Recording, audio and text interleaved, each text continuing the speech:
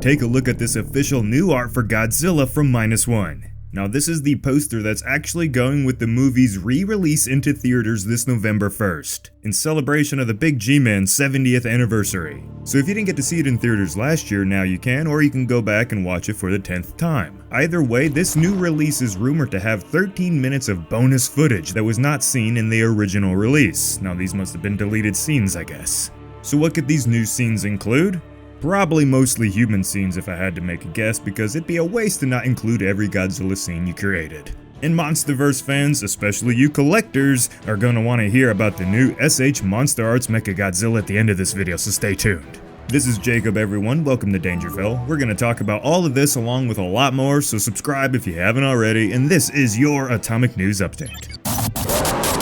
So over the weekend, Godzilla released the 70th anniversary trailer to hype up the community. And if you watched that hype reel for the Godzilla franchise like myself, you probably left it being kind of emotional. It was very uplifting and kind of reminded me of why the Godzilla franchise is just so dang cool. So as we approach Godzilla Day, November 3rd, I expect more and more reveals, so stay tuned. Now let's talk about Kong's Survival Instinct. It actually releases tomorrow, October 22nd. Now we actually got to play the game early and we have a lot to talk about it in future upcoming videos, but for now I can tell you guys that not just Al and I, but all the other creators that we've spoken with who've gotten to play the game, like Goji Guy for example, are surprised by how solid and addicting the game actually is, even for a side-scrolling game in 2024. And I hear a lot of you right now, yes, it's not a fighting game, but it's respectable in its own genre, and 7 Level Studios just proved they can be more than a mobile game studio. Moving on from video games and going into the comic world, the Monsterverse continues to expand. Godzilla vs. Kong vs. the Justice League Volume 2, a sequel has been announced. Now I know everyone, I have to get covering on the first series, my bad, I will. And I'll have plenty of time to do that because the sequel is still some ways away. Right now they're aiming for that summer 2025 timeframe for release. But they gave us some early, downright gorgeous previews of the art we're gonna see in the sequel, which will include King Ghidorah, Rodan, Mothra, and on the DC side, apparently the character Killer Croc is gonna transform into a kaiju in this story to take on our big guys. And if you like Skull Island, apparently most of the sequel's gonna take place there. The artwork they revealed is just so dang good. It's like a perfect combination of what I see as the old school classic superhero comics combined with the modern cinematic element that gives the artwork this incredible dynamic look. What do you think?